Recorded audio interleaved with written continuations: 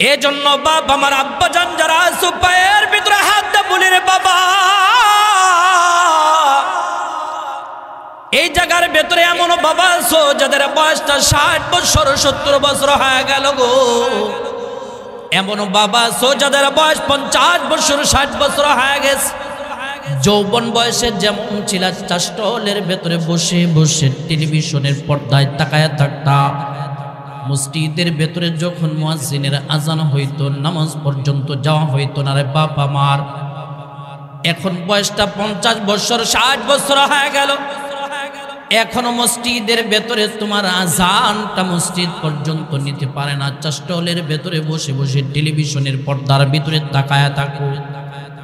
এ বাপ আমার, আমি বুঝাইতে চাইলাম চাষটল থেকে যদি মুয়াজ্জিনের আজানটা তোমার মালিকের ঘর পর্যন্ত নিয়া এই বয়সে আল্লাহর কুদরতি পায়ের ভেতরে 2টা সিজদা দেওয়ার মতো সুযোগ না করে দেয় বাবা, তাহলে এই ঈমান দিয়া জাহান্নাম থেকে বাইচা কেমনে জান্নাতের আশা করো যে আমি জান্নাত পর্যন্ত যাব। এই জন্য পায়ের ভেতরে হাতটা বলি আব্বা জান,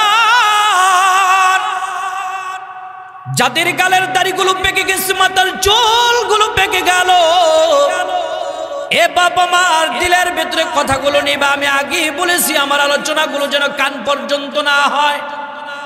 আমার কথা না দার্শনিক ইমাম গাজ্জালী রাহমাতুল্লাহ আলাইহি তোমাদের ব্যাপারে গুরুত্বপূর্ণ একটা নসিহত ওনার কিতাবের ভেতরে কইরা যায় বাবা।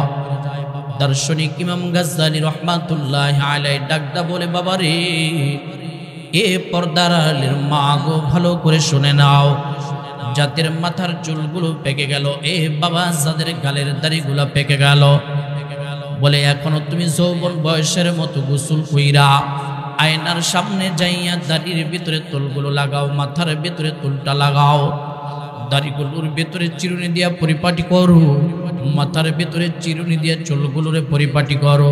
ইমাম গাজ্জালী বলে শুধু ওই জায়গার ভেতরে আয়নার সামনে দাঁড়ায় চুলগুলো পরিবর্তন কইরো না, পরিপাটি করো না, দাড়িগুলারে পরিপাটন করো না, তুমি চাইলে ইচ্ছে করলে এই জায়গা থেকেও জীবনের মোড় ঘোরার জন্য একটা সবক তুমি গ্রহণ করতে পারো।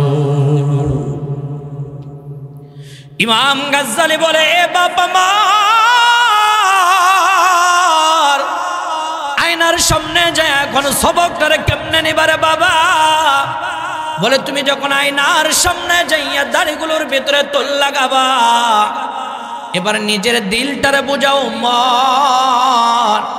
একটা সময় ছিল আমার গালের দাড়িগুলো কাঁচা ছিল, একটা সময় ছিল আমার মাথার চুলগুলো পর্যন্ত কাঁচা ছিল, এখন আমার দাড়িগুলো পেকে গেল, আমার মাথার চুলগুলা পর্যন্ত পেকে গেল। ইমাম গাজ্জালী বলে এবার দিলটারে বোঝাও, এবার এখান থেকে সবক নাও। তাল গাছের দিকে তাকায়া দেখো, তাল গাছের ভেতরে তাল যদি কাঁচা থাকে লম্বা দিন তালটা গাছের ভেতরে থাকার আশা করা যায়। আম গাছের ভেতরে আম যদি কাঁচা থাকে লম্বা দিন আমটা গাছের ভেতরে থাকার আশা করা যায়। জাম গাছের ভেতরে জাম যদি কাঁচা থাকে লম্বা দিন গাছের ভেতরে থাকার আশা করা যায়। কথা বলেন ঠিক না ভাই? ঠিক বাবা। ইমাম গাজ্জালী বলে তাল গাছের তালটা যদি পেকে যায় এখন আর লম্বা দিন থাকার মতো আশা করা যায় না, হালকা বাতাসে যে কোনো সময় তালটা ঝরে পড়তে পারে। কথা বলেন ঠিক না ভাই? ঠিক। দার্শনিক ইমাম গাজ্জালী রাহমাতুল্লাহি আলাইহি বলে বাবা শুধু আম না, এই জাম গাছের ভিতরে আম কাঁচা থাকলে লম্বা দিন থাকার আশা করা যায়। এখন যদি আমটা পেকে যায় যে কোনো মুহূর্তে হালকা বাতাস আসলে ঝরে পড়ার সম্ভাবনা আছে। জাম গাছের জামটা যদি পেকে যায় একটা পাখি ডালের ভিতরে এসে বসলেই হালকা ঝাঁকুনিতে জামটা ঝরে পড়ার সম্ভাবনা আছে। ইমাম গাজ্জালী বলে এখন তুমি তোমার নিজের সবক নাও। একটা সময় আমার দাড়িগুলো ছিল কাঁচা এখন পেকে গেল, একটা সময় আমার মাথার চুলগুলো ছিল কাঁচা এখন পেকে গেল। ইমাম গাজ্জালী বুঝায় বাবারে যে কোনো সময়ে এখন তুমি হায়াত নামের গাছ থেকে ঝরে পড়তে পারো, যেই কোনো সময়ে এখন হায়াতের গাছ থেকে ঝরে যাইতে পারো। এই জন্য সবক গ্রহণ করা দরকার। এ দোস্ত শুধু ইমাম গাজ্জালি নয়, আল্লাহর নবী সরকার দু আলম নবীজি হাদিসের ভিতরে বলে যায় মানুষের জন্য খুব লম্বা বয়ানের দরকার নাই, কাফা বিল মাউতি ওয়াইদান। আল্লাহর নবী বলে একটা মানুষের জন্য এতটুকু ওয়াজি যথেষ্ট। কোন মানুষ যদি প্রকৃত পক্ষে দিল থেকে ভাবে এই দুনিয়ার ভেতরে আমি সারা জীবন থাকবো না রে বাবা, একটা সময় আমার মরা লাগবে, একটা সময় মরে আমি কবর পথের যাত্রী হয়ে যাব, একটা সময় আমি কবরের ভেতরে চলে যাব। কোন মানুষ যদি এতটুকু ভাবে তাহলে তার জন্য লম্বা ওয়াজ দরকার নাই, এতটুকু ওয়াজি জিন্দেগি পরিবর্তনের জন্য কাফি যথেষ্ট। ঠিক না বেটি? আওয়াজ করে বলেন ঠিক না বেটি? কোন মানুষ যদি বাস্তবে দিল থেকে ভাবে যে পৃথিবীর ভেতরে আমি সারা জীবন থাকবো না, আমার মরে যাওয়া লাগবে, আমি যাই করি না কেন আমার তো কবরে যাওয়া লাগে, দেখবেন মানুষের পক্ষে গুনাহ করা সম্ভব না। জানি না আব্বা, আমি কখনো কোনো জায়গায় কন্ট্যাক্ট করে আসি না, দিল থেকে কথাগুলো বলি। আব্বা জান, এখনো যাদের দাড়িগুলো পেকে গেছে, বৃদ্ধ হয়ে গেলেন, এখনো নামাজের ভিতরে যান না, এখনো রাস্তা দিয়ে নারী গেলে আপনার নজরটারে হেফাজত করতে পারেন না, আমার তো ভয় লাগে আর কবে সংশোধনী আমার ভিতরে আসবে। আমার তো এই যে দুই একটা দাড়ি পেকে গেছে তাই ভয় ঢুকে গেছে। আমি আজকেও হুজুরকে বলছি যে ভাই সর্বোচ্চ ৩-৪ বছর আল্লাহ পাক যদি রাখে এই লাইনে, তারপরে আর থাকবো না। কি বলবো আপনাদের, কারণ ভয় লাগে। কথা বলতে গেলেই মনে হয় ইয়া আইয়ুহাল্লাযীনা আমানু লিমা তাকুলুনা মা লা তাফআলুন। আল্লাহ বলছেন এমন কথা বলবা না যেটা নিজের ভেতরে নাই। এখনো যদি সময় না হয় আর কবে আসবে বলেন? অনেক তো করছেন গুনাহ, আসেন না ফিরে, চিন্তা করেন কবরের কথা। নিজের হাতে তো নিজের মারে বাবারে কবরস্থানে শোয়া দিয়েছে। আব্বা, একটা সময় কিন্তু আমাদের এমন মনে হয়েছে যাদের মা বাবা কবরে চলে গেছে, যে আমার মা বাবা যদি কবরে যায় মনে হয় আমি বাঁচবো না, মার চিন্তায় বাবার চিন্তায় তাদের ভালোবাসা হারাইলে আমি স্টক করে বিদায় হয়ে যাব। দেখি কিন্তু আসছেন সেই মা বাবারে কবরে। চলছে তো সব ঠিক চলছে, আপনার দুনিয়া চলছে, সংসার চলছে, ঘর চলছে, সব কিছু চলতেছে। আপনি যদি মনে করে থাকেন আমি মরে গেলে আমার বিবির কি অবস্থা হবে, আমার সন্তানের কি অবস্থা হবে, যার কারণে হালাল হারামকে মিশ্রণ করে উপার্জন করতেছেন, কামাই করতেছেন, একটা চিন্তা আপনার ভেতরে নাই। মনে রাখবেন মরে কবরে গেলে এটার শাস্তি আপনাকে ভোগ করা লাগবে। আমার সন্তান চলবে, আমার বিবি চলবে, এ দুনিয়াও থেমে থাকবে না, দুনিয়াও চলবে, সব চলবে। শুধু নিজের উপায়টা কি হবে ভাবেন। মাল কি আপনারে কবরে বাঁচাইতে পারবে? ক্ষমতা কি আপনারে কবরে বাঁচাইতে পারবে? না। আল্লাহ কোরআনে বলছেন মা আগনা আন্নি মালিয়া হালাকা আন্নি সুলতানিয়া। বরঞ্চ যারাদের মাল অসৎ পথে উপার্জন করেছে অথবা সৎ পথে উপার্জন করে অসৎ পথে খরচ করছে, ক্ষমতাকে অপব্যবহার করছে, তারা মালিকের সামনে দাঁড়ায় আফসোস করবে আর বলবে হায় আফসোস, আজকে মাল আমারে বাঁচাইতে পারলো না, আমার টাকা আমারে বাঁচাইতে পারে নাই, আমার ধন দৌলত আমারে বাঁচাইতে পারে নাই, আমার ক্ষমতার দাপটে দুনিয়ার কত কিছু উল্টা পাল্টা করে দিতাম, আজকে আমার ক্ষমতা আমারে বাঁচাইতে পারলো না, হায় আফসোস, আমার কি উপায় হয়ে যাবে। চিন্তা করছেন একদিন? এজন্য আল্লাহ বলেন ওয়াল তানজুর নাফসুম মা কদ্দামাত লিগাদ। পরকালের কথা চিন্তা করো, আখিরাতের জন্য কি পুঁজি বানাইছো, জীবনের হিসাবটা মিলাও। এ বাবা কেমনে হিসাব মিলাবা? বলে যেমনে আল্লাহর নবীর সাহাবায়ে কিরাম হিসাব মিলাইছে। মুসলমান ভাইরা আমার, তাকায় দেখো, লম্বা আলোচনা করার মতো সময় নাই। আল্লাহর নবীর সাহাবায়ে কিরামের জীবনটা কেমন ছিল গো বাবা? খলিফাতুল মুসলিমিন হযরত ওমর ফারুকের দিকে তাকায় দেখো। অল্প সময় দিলটারে নরম করে আলোচনাগুলো শুনবা বাপ আমার।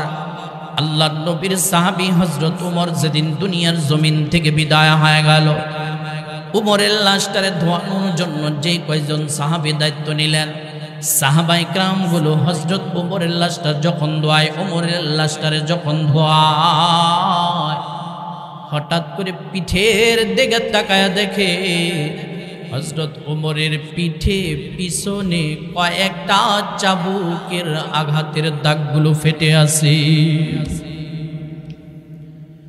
সাহাবায়ে কিরাম দাগগুলো দেখা ডাকার সাথে সাথে আশ্চর্য হয়ে গেছে, কারণ খলিফাতুল মুসলিমিন ওমর তো স্বাভাবিক কোন সাহাবী না। প্রত্যেকটা সাহাবী আশ্চর্য হয়ে গেল, ব্যাপার কি বুঝলাম না। খলিফাতুল মুসলিমিন হযরত ওমরের পিঠের ভেতরে চাবুকের দাগ দেখা যায়। এমন কোন মার সন্তান আছে যার কলিজাটা এত বড়, যেই মানুষটা আমিরুল মুমিনিন খলিফাতুল মুসলিমিন হযরত ওমরের পিঠের ভেতরে চাবুক মারতে পারে? এত বড় কলিজাটা কার? এ আব্বাজান, আমরা জানি ওমর কিন্তু নরম দিলের মানুষ ছিলেন না। বুঝতে থাকলে জবান বন্ধ নয় বাবা, একটা বার আওয়াজ দা বলেন না, খলিফাতুল মুসলিমিন হযরত ওমর কি নরম ছিল না গরম ছিল? আওয়াজ দা বলেন, নরম ছিল না গরম ছিল? আমার কথা না, আল্লাহর নবী বলছেন ওয়াশাদুহুম ফি আমরিল্লাহি উমর। উমর বড় শক্ত মেজাজের মানুষ ছিল রে বাবা। তার শাসনটাও এমন ছিল, বাঘ আর হরিণ একই পথে চললে একটা আর একটার দিকে নজর করে তাকাইতো না, কেউ কাউরে আক্রমণ করতো না। তাহলে কেমন খলাফত শাসন করেছেন এবার চিন্তা করে দেখেন। সেই ওমরের পিঠের ভেতরে চাবুকের দাগ দেখা যায়। সাহাবায়ে কেরাম চিন্তা করলেন, ওমরের পিঠের ভেতরে কে চাবুকের আঘাতগুলো করতে পারে? এত বড় কলিজাকার, আর যদি আঘাত করেও থাকে হযরত ওমর কেন কোনো দিন আমাদেরকে বললেন না কি কারণে তিনি চাবুকের আঘাত খাইছেন? তাহলে এত বড় অন্যায় কি করেছে যে এত বড় ঘটনা যাওয়ার পরেও সরকার মহোদয় বিষয়টারে গোপন রাখছে, প্রকাশ করে নাই? সাহাবায়ে কেরাম আশ্চর্য হয়ে গেছে। এ বাবা মার, খলিফাতুল মুসলিমিন হযরত ওমরের লাশটারে গোসল দিয়া আল্লাহর পয়গম্বরের সাহাবায়ে কেরাম গুলো উমরকে কবরস্থানের ভেতরে নিয়ে জীবনের শেষবারের মতো সমাধিত কইরা, পরকালের চিন্তা আছে, কবরের চিন্তা আছে। যেই কয়জন সাহাবী আল্লাহর নবীর সাহাবী উমরের লাশটারে গোসল করাইছে, এ বাবা তারা আর কবরস্থান থেকে বাড়ির ভিতরে ফিরে নাই। লাশটারে সমাধিত করার পর এই কয়জন সাহাবী আবার ওমরের বাড়ির ভেতরে আইসা এবার পরিবারের লোকজনদেরকে ডাকদা বলেন না, আমরা যখন আমিরুল মুমিনিন খলিফাতুল মুসলিমিন হযরত ওমরের লাশটারে গোসল করাইলাম, তার পিঠের ভেতরে চাবুকের আঘাত দেখলাম, দাগ দেখলাম, বলেন না কে মারছে তারে? চাবুকের আঘাতটা কি করছে? এত বড় কলিজাটা কার? ওমরে ফারুকের বিবি ডাকদা বলে, ওগো আল্লাহর নবীর সাহাবায়ে কেরাম, বলো না তোমাদের কি মনে হয় গোটা মক্কা মদিনার ভেতরে এমন কোন মানুষ আছে নি যে মানুষটা হযরত ওমরের পিঠের ভেতরে ইচ্ছাকৃতভাবে চাবুক মারতে পারে? নবীজির সাহাবায়ে কেরাম বলে, না না, এটাই তো আমাদের কাছে বড় আশ্চর্য লাগছে, কেউ তো তারে মারতে পারে না। শুধু মক্কা মদিনা নয়, গোটা সাজিরাতুল আরবের ভেতরে এমন কেউ নাই যে তার পিঠের ভেতরে চাবুক বসাইতে পারে। কিন্তু দাগগুলো দেখলাম, এটা বাস্তবে চাবুকের আঘাতের দাগ, এটা মিথ্যা নয়, চাবুকের আঘাতের দাগ। সাহাবায়ে কেরাম গুলো যখন বারবার বলতেছে, ওমরের বিবি ডাকদা বলে, গো ও আল্লাহর নবীর সাহাবায়ে কেরামের দল, হ্যাঁ তোমরা যেটা দেখছো চাবুকের আঘাত, বাস্তবে 100% এটা চাবুকের আঘাত। যেই মাত্র কথাটা বলছে, প্রত্যেকটা সাহাবী মনে হয় আসমান থেকে জমিনের ভেতরে পড়ে গেছে। আব্বা আমার, কেন পড়ছে জানেননি? কারণ তারা আশ্চর্য করতেছে, ওমর যখন দুনিয়া থেকে বিদায় নিছে, ক্ষমতা হারায় তো বিদায় নেয় নাই, সরকার থাকা অবস্থায়, রাষ্ট্রপ্রধান থাকা অবস্থায় বিদায় নিয়েছে। কথা বলেন ঠিক না বেঠিক? আশ্চর্য হয়ে গেল, তার পিঠে যদি চাবুকের আঘাত হয়, সরকার রাষ্ট্রপ্রধান, কে পারে তার পিঠের ভেতরে চাবুকের আঘাতগুলো করতে? আশ্চর্য হয়ে গেল। আবার চিন্তা করি, এত বড় বিষয়টারে উমর কেন গোপন করে গেলেন? কোনোদিন আমার কাছে প্রকাশ করে নাই। এবার বলেন না কেন গো উমরের পিঠের ভেতরে চাবুকের আঘাতগুলো করা হয়েছিল? খলিফাতুল মুসলিমিন হযরত উমরের বিবি ডাকদা বলে, আরে আল্লাহর নবীর সাহাবায়ে কেরাম তোমরা কি ভাবছো ওমর অন্যায় করছে দোষ করছে এই কারণে পিঠের ভিতরে চাবুক মারছে বলে হ্যাঁ এটাই তো ভাবনা তা না হলে প্রকাশ করলেন না কেন ডাক্তার কয় না রে সাহাবায়ে কেরাম এই কারণে না এমন কেউ নাই ওমরের পিঠের ভিতরে চাবুক মারে এমন কেউ নাই তার চাবুক মারে সাহাবায়ে কেরাম ডাক্তার কয় তাহলে চাবুকের আঘাত স্বীকার করতেছেন কেউ নাই তাহলে আসলো কোত্থেকে খলিফাতুল মুসলিমিন উমরের বিবি ডাক্তার বলে ওগো আল্লাহর নবীর সাহাবায়ে কেরাম যেই দাগগুলো দেখছো এটা বাস্তবে চাবুকের আঘাত এটা চাবুকের আঘাত তবে এই আঘাতগুলো অন্য কোনো মানুষ করে নাই তোমরা তো হযরত ওমরের সব হিসাবের খবর তোমরা জানো ওমর বাইতুল মালের হিসাবের খাতা আছে এটার হিসাব তোমরা জানো রাষ্ট্র পরিচালনা করে এটার হিসাবের খবর তোমরা জানো এবং কেমন সাহাবী আছো ওমর যে ব্যবসা করে এটার হিসাব তোমরা জানো উমর যে পরিবার চালায় তার হিসাব তোমরা জানো ও নবীর সাহাবায়ে কেরাম তবে একটা হিসাবের খবর তোমরা জানো না হযরত উমরের নিজের জিন্দেগীর ব্যক্তিগত একটা হিসাবের খাতা আছে ওই হিসাবের খাতার খবর তোমরা কেউ জানো না আল্লাহু আকবার বলেন আল্লাহু আকবার ডাক এ সাহাবায়ে কেরাম তোমরা তো সব হিসাবের খবর জানো তার বাইতুল মাল পর্যন্ত সেটার হিসাব জানো রাষ্ট্রের হিসাবের খাতার খবর জানো অনেক সাহাবী আছে পরিবারের যে খরচ করে এটার হিসাবের খবর জানো কিন্তু হযরত ওমরের ব্যক্তিগত জীবনের একটা হিসাবের খাতা ছিল এটার হিসাব তোমরা কেউ জানো না এটা কেউ জানো না যেই বলছে সাহাবায়ে কেরাম আশ্চর্য হয়ে গেছে বলে কি ওমরের জীবনের ব্যক্তিগত হিসাব ছিল আল্লাহর নবীর সাহাবায়ে কেরাম ডাকদা বলেন না খলিফাতুল মুসলিমিন হযরত ওমর নিজের জীবনের ব্যক্তিগত হিসাব কেমনে করতেন বলেন না উমরের পরিবার ডাকদা বলে শুনে না খলিফাতুল মুসলিমিন হযরত ওমর নিজের জীবনটার যে রাতের অংশে 3 ভাগে ভাগ করে নিয়েছে একটা অংশ জনগণের খেদমত করার জন্য তিনি রাতের আধারে বের হয়ে যায় খোঁজ খবর নেওয়ার জন্য আর একটা অংশ নিজের শরীরটারে আরাম দেওয়ার জন্য ঘুমায় যায় আর একটা অংশ ওমর ঘুমায় না রাজ্যের খবর নেওয়ার জন্য বের হয় না বলে কি করে ওমর মালিকের কুদরতি পায়ের ভেতরে পইরা সিজদার ভেতরে যাইয়া দুইটা চোখের পানিগুলো ফালায়া ফালায়া মালিক ডাক দেয় আল্লাহ জানি না আমি ওমরের জীবনে কত ভুলগুলা হয়ে গেছে আল্লাহ জনগণের খেদমত দেওয়ার জন্য বের হয়ে যায় জানি না পর্যাপ্ত হক আদায় করতে পারি কিনা আল্লাহ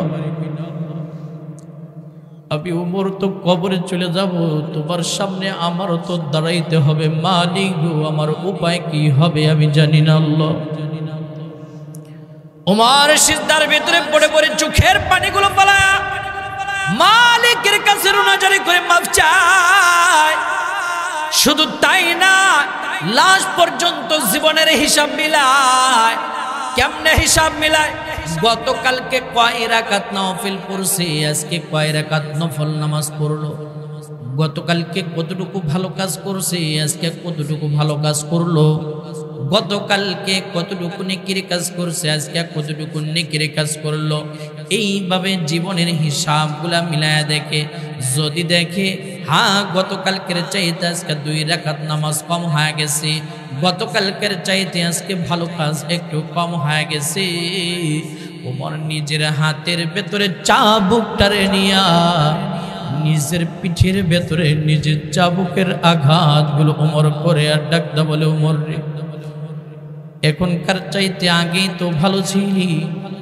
যত দিন চলে যায় কবর তো তোর তত কাছে আইসা যায় অথচ নেকি বাড়ার কথা ছিল নেকিগুলো কইমা যায় তাহলে তুই আগেই ভালো ছিলি এখন কি পুঁজি বানাইলি আর যেন কম না হয় এটার শাস্তি নিজে ওমর নিজেই দিতেন। পিঠের ভেতরে চাবুকের আঘাতগুলো করত আর ডাকদা বলতো, ওমর রে, আজকের কমের জন্য এতটুকু শাস্তি তোরে দেওয়া হলো, সামনে যেন এমনটা আর না হয়। আল্লাহু আকবার বলেন, আল্লাহু আকবার। ডাকদা কয়, ওমর, গতকালকে 10 রাকাত তাহাজ্জুদ হলো, আজকে কেন 8 রাকাত? ওমর, গতকালকে এতটুকু ভালো কাজ করা হলো, আজকে কেন কমে গেল? গতকালকে এতটুকু নেকির কাজ করলি, আজকে কেন কমে গেল? নিজের পিঠে নিজে আঘাত করার বলে, ওমর, কম হওয়ার কারণে এতটুকু শাস্তি দেওয়া হলো, সামনে যেন আর না হয়। কেন? তার ভিতরে চিন্তা ছিল, দুনিয়ায় আমার অপরাধের শাস্তি আমি নিজে দিয়ে যাব, কিন্তু মালিকের সামনে যায় আমার অপরাধের কারণে, কৃতকর্মের কারণে যেন জাহান্নামে না যাওয়া লাগে। এ আব্বা জান, গাল গপ্পর ব্যাপার না, শুধু বুঝাইতে চাইলাম, কোন ওমর যেন, কোন ওমর যার ব্যাপারে আল্লাহ নবী বলছে, আমি পয়গম্বরের পরে যদি আল্লাহ কোন নবী বানায়, আমার সিদ্দিক আকবর আবু বকর রে আল্লাহ নবী বানাবে না, উসমান রে আল্লাহ নবুয়ত দিবে না, আমার আলী রে আল্লাহ নবুয়ত দিবে না। যদি আল্লাহ আমার পরে কাউরে নবী বানাইতো, আমার ওমর রে আল্লাহ নবী বানাইতো। আবার নবী ডাক কয়, যদি আমার পরে কাউরে আল্লাহ নবী বানাইতো, আমার ওমর রে আল্লাহ নবী বানাইতো। শুধু তাই না রে বাবা, যে ওমরের ব্যাপারে ওমরের মেজাজটা মেজাজে ওহী বলা হইতো। ওমরের মনের রায় অনুযায়ী আল্লাহ কুরআনের আয়াত নাজিল করছে, ওমরের মনের খেয়াল অনুযায়ী আল্লাহর কুরআনের আয়াত নাজিল হইতো। বাবা, এমন একজন সাহাবী ছিলেন ওমর, যে মদিনার ভিতরে শুয়া শুয়া রাতের আধারে কে কি করত, কে কি স্বপ্নে দেখতো, এটাও জানা গেতেন হযরত ওমর। আল্লাহু আকবার বলেন, আল্লাহু আকবার। এটাও জানা গেত হযরত ওমর। এ বাপ আমার, এমন একজন সাহাবী, আল্লাহর নবী দুনিয়াতে যে 10 জনের জান্নাতের সার্টিফিকেট দিয়ে গেছে, আশরায়ে মুবাশশারা 10 জন সাহাবী, তার ভিতরে অন্যতম একজন সাহাবী ছিলেন হযরত ওমর। মায়ার নবী দুনিয়ার জমিনের ভিতরে আবু বকর ফিল জান্নাহ, উসমান ফিল জান্নাহ, আলী ফিল জান্নাহ, 10 জন সাহাবায়ে কিরামদেরকে আল্লাহর নবী দুনিয়ার জান্নাতের সার্টিফিকেট দিয়েছে। তার ভিতরে স্বাভাবিক নয়, অন্যতম একজন সাহাবী ছিলেন হযরত ওমর। দুনিয়া থেকে জান্নাতের সার্টিফিকেট পাওয়ার পরে কলিজার ভেতরে এত ভয় ছিল যে একটু নেক কাজ কম হয়ে গেলে নিজে নিজের শাস্তি দিত। এ বাবা, কয়দিন চিন্তা করছো, জিন্দেগি তো শেষ। এ বাবা, বয়স 50-60 হয়ে গেল গো। একটা বার চিন্তা করো, তোমাদের পায়ের ভেতরে হাত দামি বলে যায়, আর জীবনে কোনোদিন দেখা হবে কিনা জানি না। বাবা পায়ের ভেতরে হাত দা বলে যায়, একটা বার চক্ষুটারে বন্ধ করে স্মরণ করে দেখো, এই জীবনে কত মানুষের লাশটারে সামনে নিয়ে জানাজার নামাজটা পড়ায় দিলা। এই জীবনে কত মানুষের লাশ সামনে নিয়ে জানাজার নামাজের ভিতরে দাঁড়াইলা। এই জীবনে কত মানুষের লাশটারে নিজের কাঁধের ভেতরে কইরা নিয়ে কবরস্থান পর্যন্ত নিয়ে গেলা। এই জীবনে কত মানুষের লাশটারে নিজের হাতে কবরের ভিতরে শোয়া দিলা।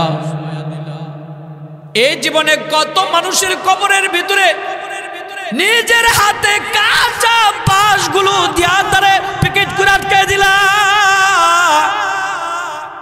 এ জীবনে কত মানুষের কবরের ভিতরে 3 মুষ্টি মাটি নিজের হাতে চাইরা কবরের ভেতরে ভিজা মাটিতে তারে শোয়া শেষ বিদায়টা দিয়ে চলে আসলা।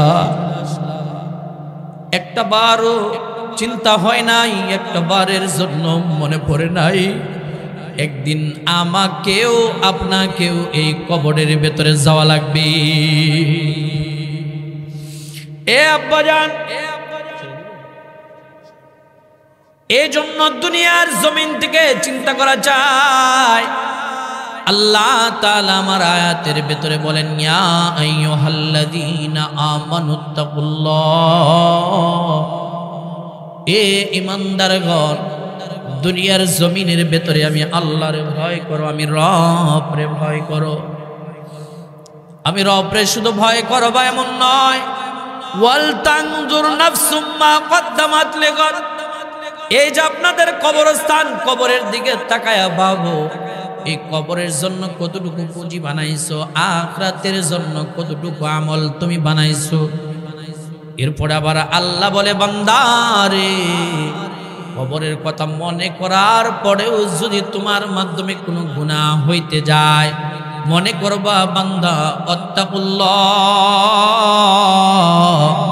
তাহলে আমি রবরে ভয় করবা, আমারে ভয় করবা। কেন করবা জানো?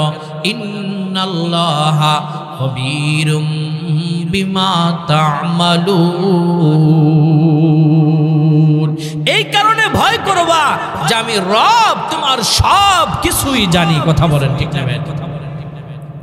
এই নওজোয়ান যুবক ভাই আমার, এ যুবক ভাই, পায়ে হাত দিয়ে বলে যায়, গুনার কাজ যখন করতে চাও, দরজা বন্ধ করে আড়ালে কম্বলের নিচে যায় গুনাহ করো। পৃথিবীর কেউ দেখে না, কেউ জানে না। কানের ভেতরে হেডফোন লাগায় অশ্লীল ভিডিওগুলো দেখো, কেউ জানে না, কেউ দেখে না। কিন্তু মনে রাখবা বাপরে, মনে রাখবা আল্লাহ পাক দেখতেছেন। শুধু তাই নয়, যেই জায়গার ভেতরে বসে বসে শুয়ে শুয়ে তুমি গুনাহ করতেছো, আল্লাহ কোরআনে বলছেন, ইয়াউমা ইযিন তুহাদ্দিসু আখবারাহা বিআন্না রাব্বাকা আওহা লাহা, এই জায়গাটা, এই স্থানটা, এই অবস্থাটা মালিকের সামনে তোমার বিরুদ্ধে সাক্ষ্য দেয়া বলবে, আল্লাহ, রাতের অন্ধকারে এই লোকটা কম্বলের নিচে শুয়া শুয়া মোবাইলে অশ্লীল ভিডিও দেখেছিল।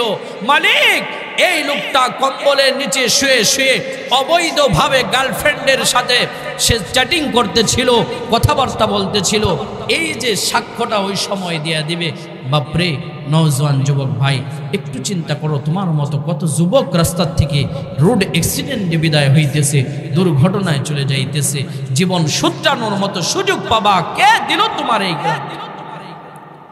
আব্বাজান, একটাবার চিন্তা করছেন যে রবের সাথে আমরা নাফরমানি করি, গুনাহ করি, ইচ্ছে করলে প্রত্যেকটা গুনাহ করার সাথে সাথে মুহূর্তে আল্লাহ কিন্তু আমাদের পাকড়াও করতে পারতো। কথা বলেন ঠিক না বেঠে? আল্লাহ পাক পাকড়াও করতে পারতো, কিন্তু রব কত দয়া করে জানেন? আপনি যখন দরজাটা বন্ধ করে গুনাহ করেন, আপনি যখন দরজা বন্ধ করে কম্বলের নিচে যায়, লেপের নিচে যেয়ে গুনাহ করেন, ও পর্দার আলের মা, স্বামীর অনগোচরে আপনি যখন গুনার কাজের সাথে পরক্রিয়ায় জড়ায় যান, আপনি বেপরদাই জিন্দেগিগুলো করেন, আল্লাহ চাইলে তৎক্ষণাৎ ধরতে পারতো, কিন্তু মালিক না ধরে কি করে জানেন? যেই ঘরের দরজা বন্ধ করে আপনি গুনাহ করতেছেন, আমার রব এত দয়ালু, ঘরের নিচ দিয়া আপনি আমি বেঁচে থাকার জন্য আমার রব অক্সিজেন পাঠায়া দেয়, বাতাস পাঠায়া দেয়, বান্দা তবুও তুই বেঁচে থাক, তবুও বেঁচে থাক। কেন? কারণ আমি রব দেখতে চাই কবরে আসার আগে তাওবা করে গুনাহ মাফ নিয়ে আমার কাছে আসোস কিনা। ঠিক না ঠিক বলে? কখনো চিন্তা করছেন? মার অবাধ্য হলে মা বের করে দেয়, বাবার অবাধ্য হলে বাবা বের করে দেয়। সমাজের ভিতরে মর্মান্তিক অপরাধ করে ফেললে সমাজবাসী বন্ধক রাখে, বের করে দেয়। কিন্তু রবের সাথে দৈনন্দিন 5 বার মসজিদে আজান হয়, একবারও যায় না। রব বলছে সুদ খায় না, ওয়া হাল্লাল্লাহুল বাইআ ওয়া হারামার রিবা, কিন্তু সুদ আমি ছাড়তে পারি না। রব বলছে ঘুষ খায় না, ঘুষ আমি ছাড়তে পারি না। রব বলছে নজর হেফাজত করো, কিন্তু বেগানা নারী গেলে আমার নজর হেফাজত করতে পারি না। এই যে গুনাহ করতেছি, আল্লাহ চাইলে তৎক্ষণাৎ পাকড়াও করতে পারতেন, কিন্তু রব করেন না। কেন জানেন? আপনারে সুযোগ দেয়, সুযোগ দেয়, রব ডাক দেয়, ইয়া আইয়ুহাল ইনসান, এই মানুষ, এই মানুষ, ইয়া আইয়ুহাল ইনসানু মা গররাকা বিরব্বিকাল কারীম, আমি কারীম নামক রব থেকে, দয়ালু রব থেকে কে তোরে ধোঁকায় ফেলায়া গুনার কাজে লিপ্ত করে দিল। এজন্য বাপ আমার মালিক ডাইকা ডাইকা আমার আপনারা ডাক দেখায় বান্দা গুনাহ যেহেতু হয়ে গেছে, ইয়া আইয়ুহাল্লাযীনা আমানু তুবু ইলাল্লাহ, সময় আছে আমি রবের কাছে তওবা কর, আমার কাছে মাফ চা। আল্লাহ বলেন ওয়াস্তাগফিরু রাব্বাকুম সুম্মা তুবু ইলাইহি, আমার কাছে ক্ষমা চা, মাফ চা, আমার কাছে তওবা কর। যদি করস লাভ হবে কি? আল্লাহ ডাক দেখায় বান্দা শয়তানের ধোঁকায় পড়ে গুনাহ করে ফেলছিস, মানুষের ওয়াসওয়াসায় পড়ে গুনাহ করে ফেলছিস, বন্ধুর ধোঁকায় পড়ে গুনাহ করে ফেলছিস, আমি রব তরে দৌড়ে ঠেলে দেই নাই, আমার কাছে মাফ চা। রাতের আধারে হযরত উমরের মতো উইঠা আমার কুদরতি পায়ে সিজদা দিয়ে একটু চোখের পানিটা ফালা, আমার কাছে একটু ক্ষমা চা, আমার কাছে একটু রোনা জারি কর। যদি আমার কাছে করস, আমার রব কোরআনে বলেন ওয়ামা কানাল্লাহু মুআযযিবাহুম ওয়া হুম ইস্তাগফিরুন, বান্দারে জীবনের অপরাধের জন্য আমার কাছে মাফ চাইতে দেরি হবে, আমি রব তোরে মাফ করে জান্নাতি বানাইতে এক মুহূর্ত দেরি করব না। জবান বন্ধ না, আওয়াজ করে কন্না সুবহানাল্লাহ সুবহান। এজন্য দোস্ত, দুনিয়ার জমিনে যতদিন আমরা থাকব গুনাহ মুক্ত জীবন গঠন করার চেষ্টা করব ইনশাআল্লাহ। শিরিক বিদআত মুক্ত জিন্দেগি গঠন করার চেষ্টা করব ইনশাআল্লাহ। দৈনন্দিন যে কথাগুলো বললাম, যদি একটু সুযোগ হয় রাতের আধারে চোখ বন্ধ করে করে ভাববেন, কথাগুলো একটু ভাববেন, কবরের কথা প্রকৃতপক্ষে একটু মনে করবেন। শুধু এতটুকু মনে করবেন যে আমি কবরে যাব, যেইভাবে আমার মারে আমার বাবারে শোয়ে আসছি, একদিন আমার সন্তানগুলোও আমারে রাইখা আসবে। আমি আমার মা বাবার জন্য আজকে কতটুকু করতেছি, আমার সন্তানরাও এতটুকুই করবে। জৈসা করনা ওইসা ভরনা, জো মানে তু করকে দেখ, জান্নাত ভি হে জাহান্নাম ভি হে, জো মানে তু মরকে দেখ, এর বেশি না। এজন্য ইনশাআল্লাহ কবরের কথা স্মরণ করে, আখিরাতের কথা স্মরণ করে গুনাহমুক্ত জীবন গঠন করার চেষ্টা করব তো ইনশাআল্লাহ। কে কে গুনাহমুক্ত জিন্দেগি গঠন করার চেষ্টা করব? দুইটা হাত তুলে মালিককে দেখাই। আল্লাহ, যে হাতগুলো একটু লাড়া দেন আল্লাহ, তাকায়া দেখো মালিক, এই ঢাকা মুন্সিগঞ্জের মানুষগুলা, তোমার বান্দাগুলা হাত তুলেছে কেন? মালিক, তারা গুনাহমুক্ত জিন্দেগি গঠন করতে চায়। আয় আল্লাহ, এদের জিন্দেগিটা গুনাহমুক্ত করে দাও, রাসূলের সুন্নাত যুক্ত জিন্দেগি গঠন করার সুযোগ করে দাও। আল্লাহ, এদের ঈমানটারে শিরিক মুক্ত ঈমান বানায়া দাও। আল্লাহ, এদের জিন্দেগির ইবাদতগুলা বিদআত মুক্ত জিন্দেগির ইবাদত বানায়া দাও। আল্লাহ, প্রত্যেকটা মানুষকে রাসূলের আশিক বানায়া কবরে নাও। জি লারা দেন, ভালো লাগবে কোন আল্লাহুম্মা আমিন, আল্লাহুম্মা আমিন। আল্লাহ পাক কবুল করুক, বলুন হাত নামান, আল্লাহুম্মা আমিন। মুহতারাম হাজিরিন, অনেক রাতও হয়ে গেছে, ভেবেছিলাম আরেকটু আগেই ছেড়ে দেব, কোন দিক দিয়ে সময় চলে গেছে টের পাই নাই। আপনাদেরকে কষ্ট দিয়ে ফেললাম, খারাপ লাগছে, আপনাদের কষ্ট হচ্ছে? যদি কষ্ট লেগে থাকে আল্লাহর রাস্তায় মাফ চাই বাবা, মাফ করে দিবেন। নওজোয়ান যুবক ভাই যারা আছো, কথা বলার কারণে একটু উঁচু আওয়াজে হয়তো কথা বলে ফেলছি, ভাই হিসাবে ক্ষমা করে দিবা। পর্দার আলে মা বোন যারা আছেন,